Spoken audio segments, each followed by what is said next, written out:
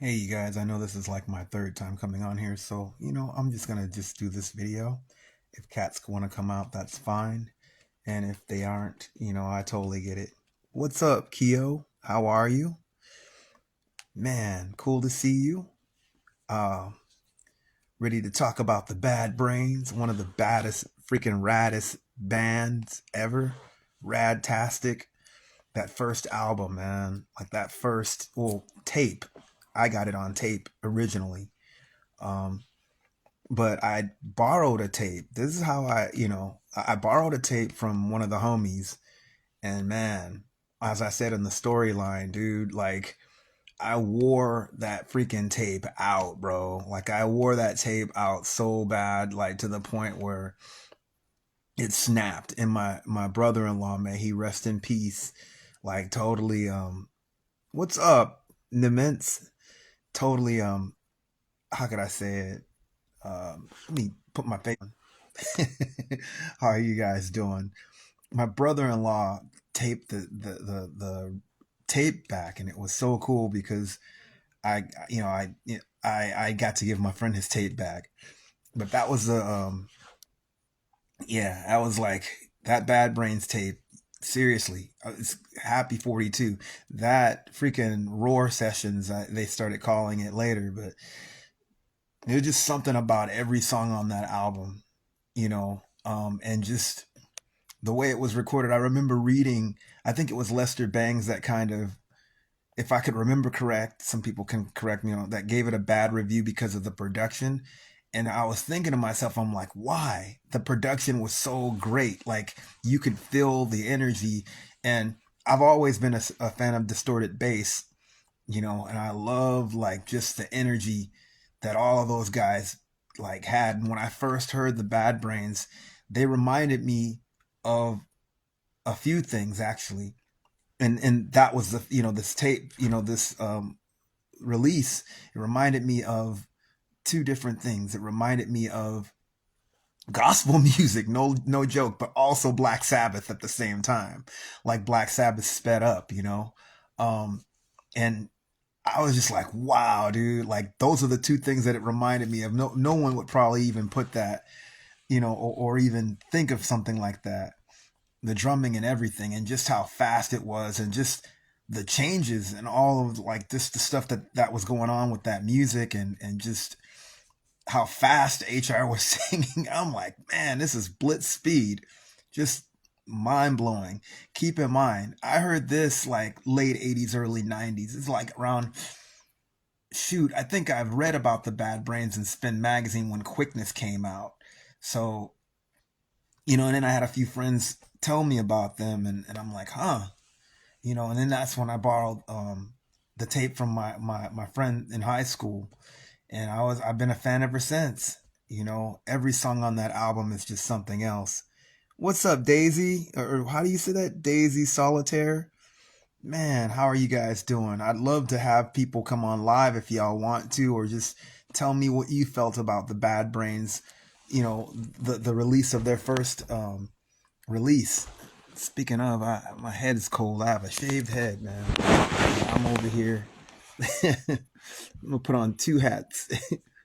Put my skull cap on, and also my beanie.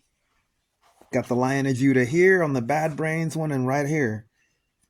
And I'm not a Rasta. I'm actually Ethiopian Orthodox, so that's the reason that I sport it. But it's just so perfect, you know, dude. Every time, I mean, like every one of the songs on that album, like I would listen.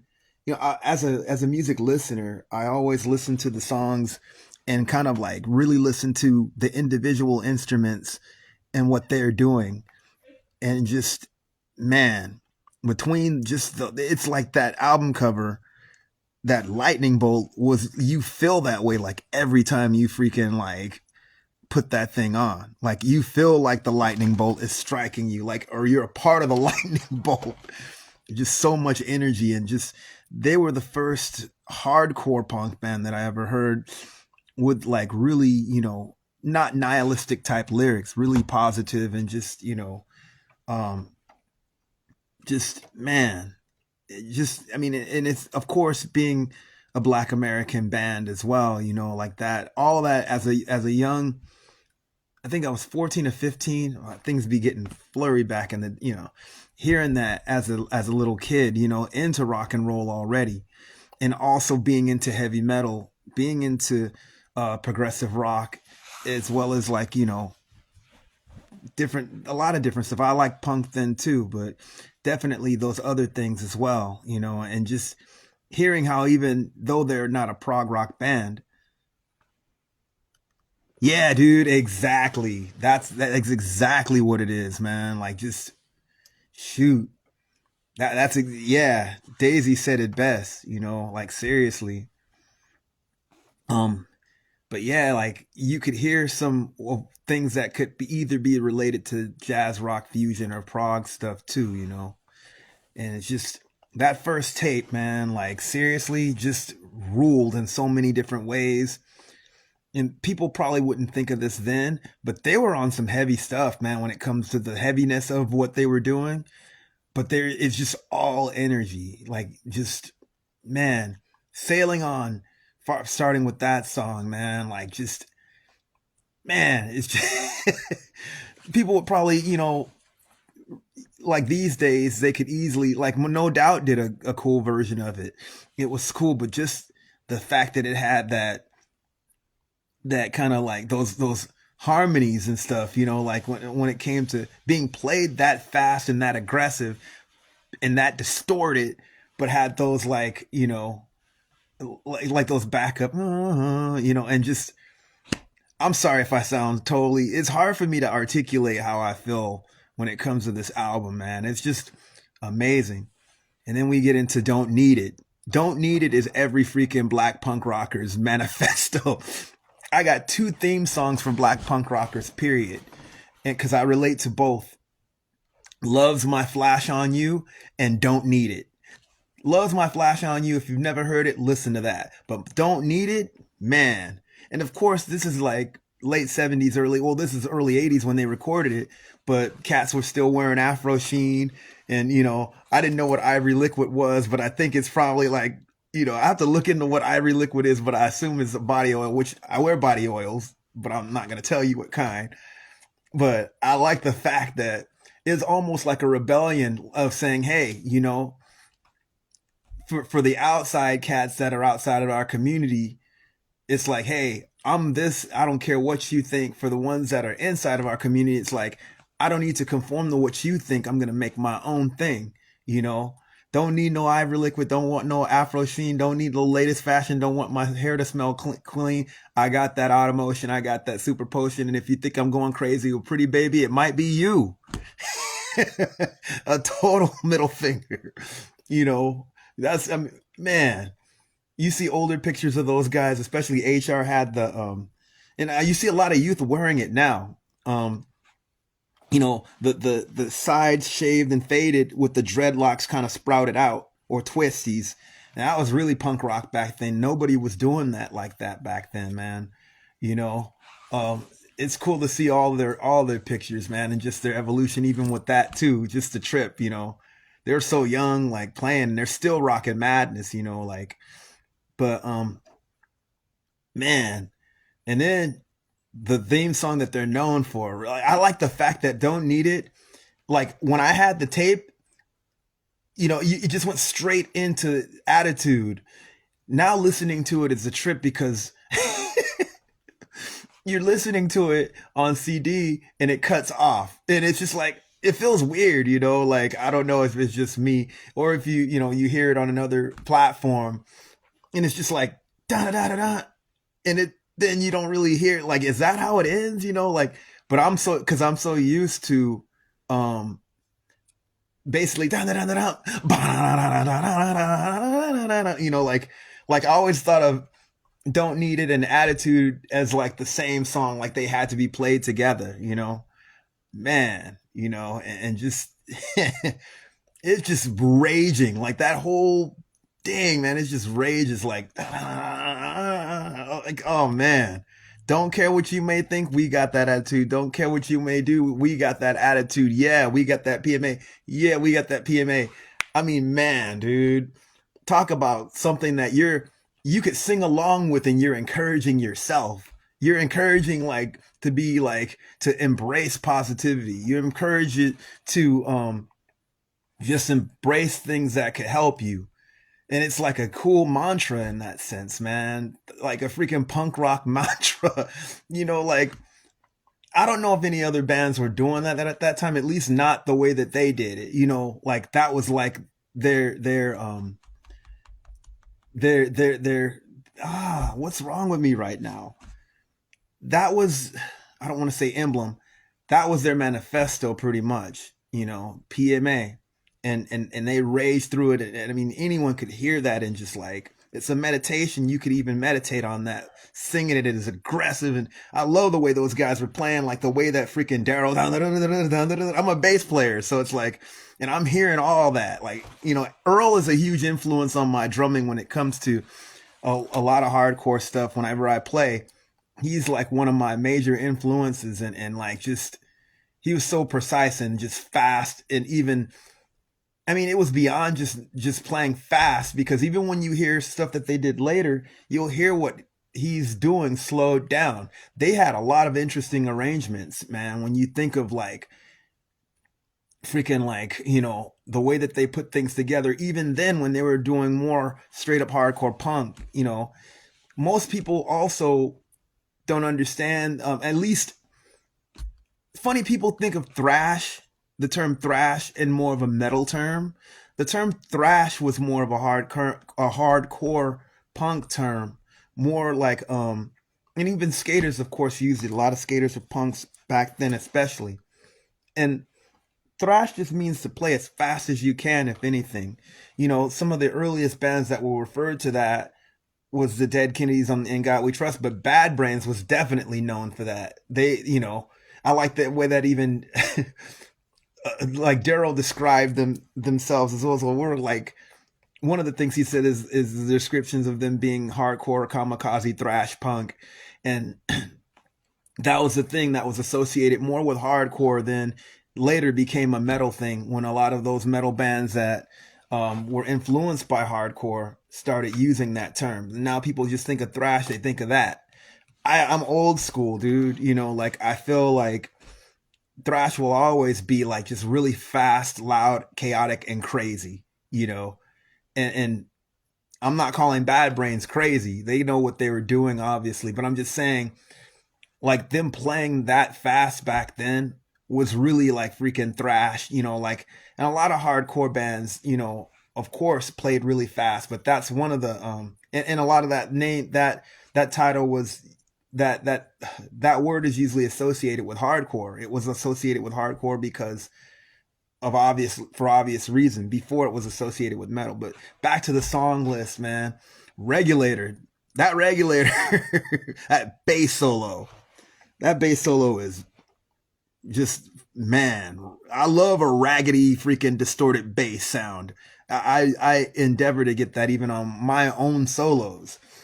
Like I love stuff like that, just stuff that's just wrenched and just like it's like ginger ale, man. Like a good bass distortion, it's like straight up ginger ale, but yeah, that's one of the short and sweet songs, um after the bass solo. If I could remember correct, I swore I remember Daryl saying that he kind of I guess like was inspired by like a Weather Report tune that you know yup. Oh yeah, Daisy, definitely, you know what I'm talking about. And thank you for all showing up, and if any of you guys want to come on here and conversate with me live, that's so cool. Request me and I'll invite you on as well. But man, Regulator is just like short, abrasive, and sweet. Like, or just, man. And of course, Banned in DC. Man, Band in DC, like the way he screams when he, yeah. At first, it was hard for me to like as a kid. I'm like, it was hard for me to hear what he would say. Band in DC, I don't know the place you go, because he just sings so fast.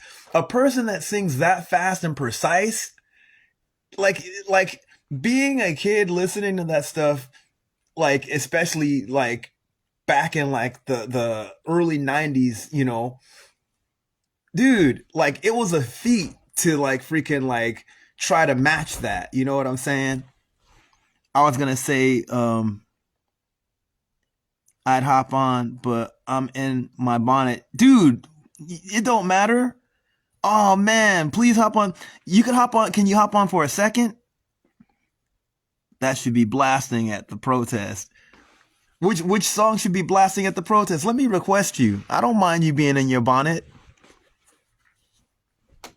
A brother was like trying to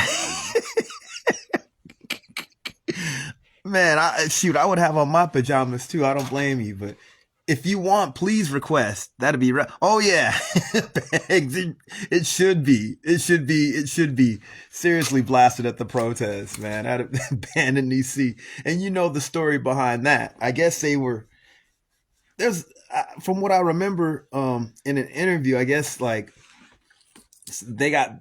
I guess some clubs were kind of not digging like their crowds or something like that, or some stuff happened and then they just banned. I don't know. I forgot. How can I forget this? I read about it, then I swore I saw an interview. And then they, of course, they moved to New York and made waves there too. What's up, man? What I see you over there, Ayush. Yeah, man. And of course, the reggae tunes like Josh Calling. I dig that a lot, man. Um, leaving this Babylon was cool, but Ja Calling is my favorite reggae song on that album because it almost like you don't really know, like you're chilling, but you have a hunch that something's gonna go down after it, and it just still gives you that kind of like vibe where you're just kind of like boom, boom. I mean, you're just waiting for it. I remember in the Rolling Stone magazine, not Rolling Stone, Spin magazine interview that I read about them. One of the guy, I don't know who wrote it. I read this when I was like a 15-year. I was a kid, and they said that the Bad Brains would mess with their audience by playing really slow reggae and then playing extremely fast hardcore and then doing it again. But dude, like their reggae is just like it's setting you up for the next thing. And I'm not saying that they meant to do it, but it's just like, man. And when it comes in, dude, Super Touch is a perfect example. You hear freaking like Ja Calling, and I like the title for obvious reasons for those that know what I roll with. Ja Calling is the one track of theirs that has been on rotation since fall. Wow. So you play that over and over. Man, it's a pretty relaxing tune, but even that reminds me of that lightning bolt because you hear that it's like a dub reggae piece, And then right when that ends,